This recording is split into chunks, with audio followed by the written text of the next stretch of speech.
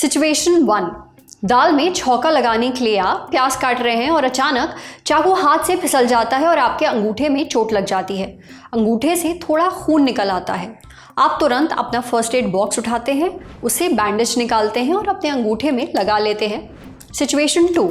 आपका बच्चा बाहर खेल रहा है, दौड़ रहा है, अचानक गिर जाता है, उसे घुटने में खरोंच लग जाती है। आप तुरंत उस पर बैंडेज लगा देते हैं। जब भी हमें खरोंच या फिर चोट लगती है तब उस पर हम सबसे पहले बैंडेज चिपकाते हैं। ये घाव को धूल मिट्टी से बचा कर रखती है, चोट भी जल्दी ठीक होती है। अब मार्केट में अलग अलग कंपनीज इसे अलग अलग ब्रांड नेम से बेचती हैं, लेकिन हाल ही में हुई एक स्टडी से पता चला है कि कई बैंडेजेस में कैंसर पैदा करने वाले केमिकल्स पाए गए हैं। ध्यान दें, यहाँ चिपकाने वाली बैंडेज के बारे में बात हो रही है। इस स्टडी को मामा वेशन ने एनवायरमेंटल हेल्थ न्यूज़ के साथ मिलकर किया है। इसके लिए रिसर्चर्स ने 18 ब्रांड्स के 40 बैंडेजेस की जांच की। पता चला कि करीब 65% यानी कि 26 बैंडेजेस में PFAS मौजूद था। PFAS यानी कि पर एंड पॉलीफ्लोरो अल्काइल सब्सटेंस। इनका इस्तेमाल कई प्रोडक्ट्स में सालों से किया जा रहा है, जैसे खाना बनाने के बर्तनों में, खासकर नॉन स्टिक बर्तनों में, फूड पैकेजिंग में, मेकअप के सामान में, कॉन्टैक्ट लेंस में और यहाँ तक कि पीने के पानी में भी। हालांकि इस केमिकल को हमारे शरीर के लिए बहुत घातक माना जाता है। रिसर्च की माने तो बैंडेज में PFAS का इस्तेमाल उसको वाटर प्रूफ बनाने के लिए किया जाता है। हालांकि स्किन पर इसका इस्तेमाल खतरनाक है। ये केमिकल खुले घावों के जरिए खून में पहुंच जाता है और फिर वहां से हमारे शरीर के विभिन्न अंगों में।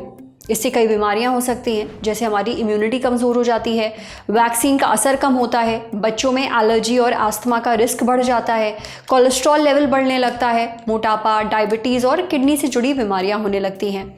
मेल फर्टिलिटी घट जाती है और तो और ये शरीर में कैंसर का जोखिम बहुत बढ़ा देता है।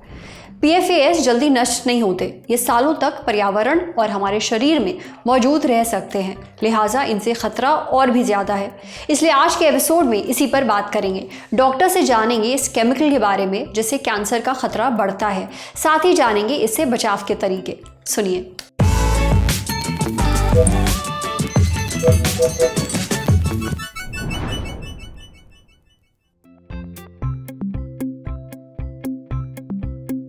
कई ऐसी वस्तुएं हैं जिनके हम संपर्क में आते हैं, उनसे कैंसर होता है। जिसमें एक वस्तु है जो मेडिकल में इस्तेमाल होती है, उसका नाम है बैंडेज। आपने बैंडेज की खबर पढ़ी होगी। जी हाँ, यह सच है कि कई सारी वस्तुएं जिसमें बैंडेज भी आता है, उनमें केमिकल्स इस्तेमाल किए जाते हैं और वो केमिकल्स हमारे शरीर के संपर्क में आते से ही हमारे शरीर के अंदर जाते हैं और उनसे कैंसर होने की संभावना बढ़ जाती है। एक केमिकल है जिसका नाम है फ्लोरीन। आपने पढ़ा होगा, फ्लोरीन गैस के बारे में पढ़ा होगा। फ्लोरीन एक ऐसा केमिकल है जो बहुत सारे सिंथेटिक सामान के ऊपर चिपकाना पड़ता है, उसकी उम्र बढ़ाने के लिए और किसी काम के लिए। जैसे बैंडेज में इसका इस्तेमाल किया जाता है और निश्चित ही जब हम इस तरह से बैंडेज का इस्तेमाल करेंगे, ये जो फ्लोरीन कवर है, पॉलीफ्लोरीन कवर है, ये पॉलीफ्लोरीन शरीर में जाएगा और इससे कैंसर होने की संभावना बढ़ेगी। जी हाँ, मैं आपको एक चीज़ और बता दूं कि ये जो पॉलीफ्लोरीन है, ये सिर्फ बैंडेज के ऊपर ही नहीं चिपका हुआ है। ये हमारे कई प्लास्टिक के सामान, प्लास्टिक की बोतलों पे चिपका हुआ है और साथ में ये चिपका हुआ है हमारे कुकिंग वेयर पे। जो हमारा फ्राइंग पैन है, ना चिपकने वाला frying pan, non stick frying pan, उसके ऊपर भी ये चिपका हुआ है। तो ये जो केमिकल है, ये हमारे शरीर में सिर्फ बैंडेज ही नहीं और कई जगह से प्रवेश कर रहा है और इसकी मात्रा धीरे धीरे बढ़ती जाती है और शरीर में घुसने के बाद ये शरीर के अलग अलग अंगों में पहुंच जाता है। इसमें किडनी और लीवर खास करके दो जगह है जहां अगर ये जाके बैठ जाएगा तो फिर खत्म नहीं होता है और अपना दुष्प्रभाव बनाता है। पानी की बोतल है जिसे हम इस्तेमाल करते ही करते हैं, नॉन स्टिक फ्राइंग पैन है जिसे हम इस्तेमाल करते ही करते हैं, बाहर से कई सारा प्लास्टिक पैकेजिंग जो खाना आता है मेरे घर पर, वो प्लास्टिक के पैकेट में बंद होके आता है। ये मेरे ज़िंदगी के लिए आम चीज़ें बन गई है और इन सब में यह फ्लोरीन होता है और बैंडेज में भी फ्लोरीन होता है। मतलब मैं जिन सब चीज़ों का इस्तेमाल कर रहा हूँ, इसकी कोटिंग में फ्लोरीन है जो मेरे शरीर में जाएगा। तो मुझे ध्यान रखना है कि इन सामानों का मैं कम से कम इस्तेमाल करूं। जी हाँ, मुझे पता है कि हम यह कर नहीं पाएंगे, फिर भी हमारी कोशिश ये होनी चाहिए कि मेरे शरीर में कम से कम यह फ्लोरीन जाए। खास करके अगर हम बैंडेज की बात करते हैं तो जनरली स्वाभाविक रूप से हम बैंडेज बहुत कम इस्तेमाल करते हैं, मगर फिर भी चूंकि अब मुझे पता है कि बैंडेज में भी ये पदार्थ है, तो मुझे कोशिश मेरी ये होनी चाहिए कि मैं बैंडेज एक किसी अच्छी कंपनी का खरीदूं। मैं बैंडेज इस कंपनी का खरीदूं जो काफ़ी तरह से प्रमाणित हो, जिसके ऊपर स्टिकर लगा हो कि उसमें पीएफ दवाई नहीं है। जी हाँ, जो भी दवाइयाँ और केमिकल बनते हैं उनके ऊपर यह लिखा जाता है कि इसमें फ्लोरीन युक्त केमिकल इस्तेमाल नहीं किया गया है, तो हम इस तरह के बैंडेज और सामान इस्तेमाल करें। देखिए, आप जब भी कोई बैंडेज या फिर नॉन स्टिक बर्तन खरीदे, हमेशा अच्छे ब्रांड और बेहतर क्वालिटी का ही लें। प्रोडक्ट की उम्र बढ़ाने के लिए, उसे लंबा चलाने के लिए कंपनीज अक्सर इस केमिकल का इस्तेमाल करती हैं, इसलिए अपनी तरफ से पूरी सावधानी बरतें। हमेशा चेक करें कि जो प्रोडक्ट आप खरीद रहे हैं उसमें कोई हानिकारक केमिकल तो नहीं है। अगर हो तो उस प्रोडक्ट को ना खरीदें। इसी तरह प्रोडक्ट पर PFAS फ्री ना लिखा हो तो उसे खरीदने से बचें। अब बढ़ते हैं सेहत के अगले सेगमेंट की तरफ, तन की बात। क्या फेस योगा वाकई काम करता है? जानते हैं डॉक्टर्स से।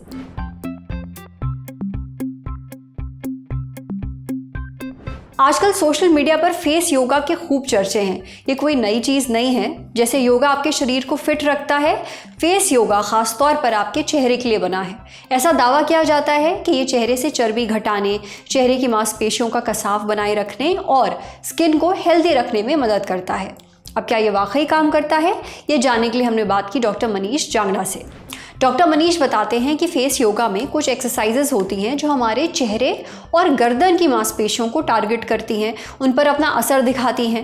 फेस योगा का काम चेहरे और गर्दन में खून का बहाव सुधारना, उनका तनाव कम करना और उनमें लचीलापन लाना होता है। दरअसल हमारा चेहरा 3 अलग अलग परतों से बना हुआ होता है। सबसे बाहरी परत हमारी स्किन की होती है, उसके नीचे फैट यानी वसा की 2 परतें होती हैं।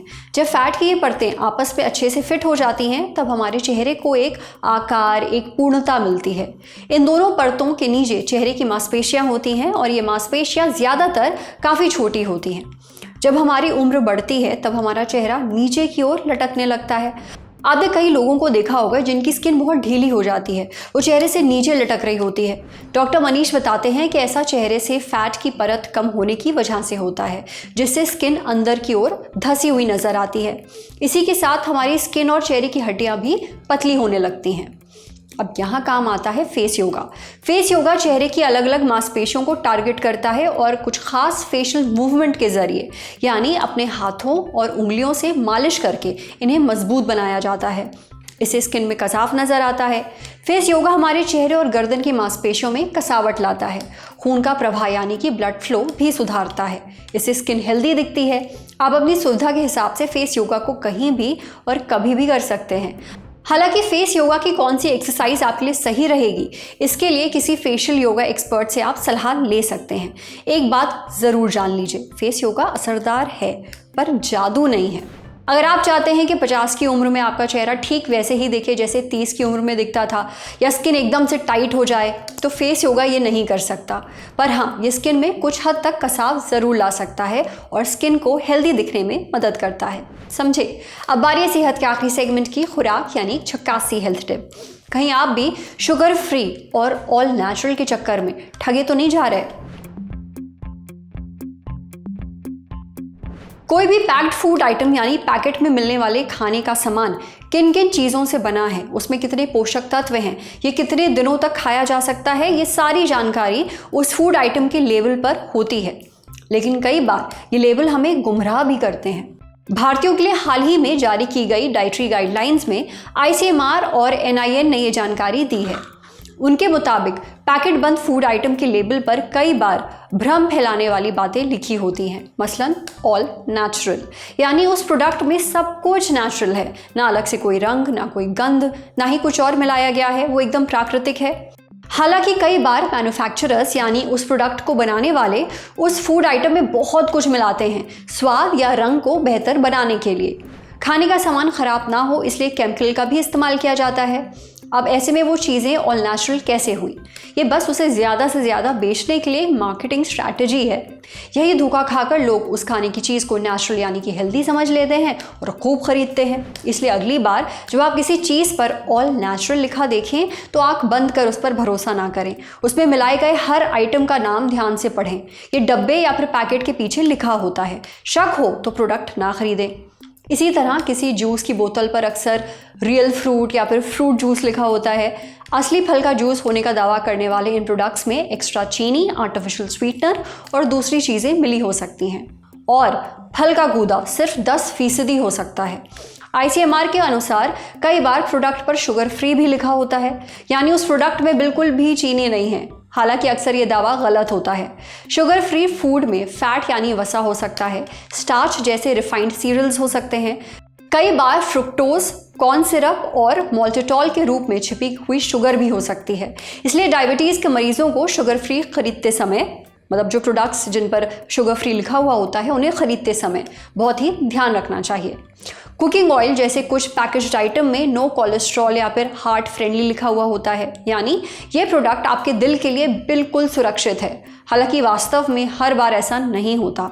ज़्यादातर जो ऑयल्स हैं वो 100% उनमें फ़ैट होता है, इसलिए हमेशा सीमित मात्रा में इन्हें खाना चाहिए। देखिए, आप जब भी कोई प्रोडक्ट मार्केट से ख़रीदें तो उसका लेबल ध्यान से देखें। लेबल में प्रोडक्ट का नाम, ब्रांड का नाम, उसमें मिलाई गई चीज़ें, उस प्रोडक्ट को बनाने की तारीख, उसे इस्तेमाल करने की आखिरी तारीख, ये सब ज़रूर लिखा होना चाहिए। अगर उस फूड आइटम से किसी को एलर्जी हो सकती है तो उसका भी जिक्र होना चाहिए। अगर आपके फूड लेबल में इसमें से कोई भी चीज़ है जो नहीं लिखी है तो हो सकता है वो प्रोडक्ट नकली हो। आज सेहत पर इतना ही। अगर आप एक डॉक्टर हैं, हमसे कुछ शेयर करना चाहते हैं तो जो email ID इस वक्त आपको अपनी स्क्रीन पर दिख रही है उस पर हमें एक मेल भेज दीजिए। शुक्रिया।